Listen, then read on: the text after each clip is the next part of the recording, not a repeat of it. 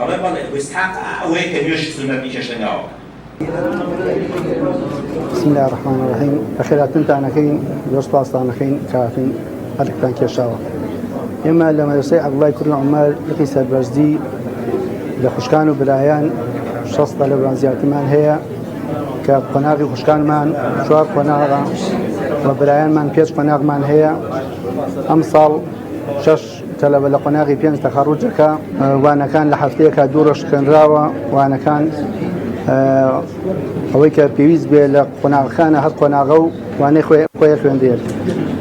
لدرسي فقه تفسير نحو صرف همو كل مشاريعني كأخوانية لمدرسة كأخوانية لكوتاي مدرسة قناغي بينجا أو كتابياني تخرج كان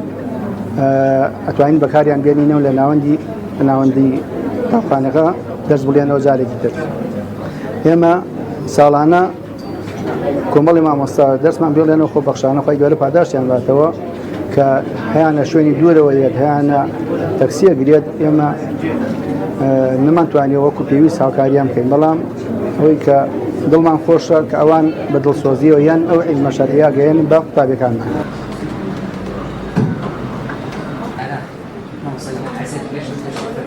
مدرسة عبد الله كرو عمر لصالي نوت حول دخل مالدا مزلاوة وتاكو إستان الزقي حوت هزار قتابي كخروج قردوة وتاقونا غتاني خوين دنيا البريوة وزوريني مادة شرعية كان خوين دوة وإستا هندي كان تأيين لشارو شارو سكانا وهندي كان هالقري خاوني بروانا ميبرزن وكو دكتورا وماستر وبشي زوري شيان لعراق ولا شوينة كان ترشهادان مدرسينا وإستاش مدرسة الزقي حوصو بنجاق قتابي هي لسر همو بولا كانت وأمصال نزيكي بنجاق قتابي مان تواني وتاقوى ناقبض من امتحاني عن كردو بشي زورينيان درتشو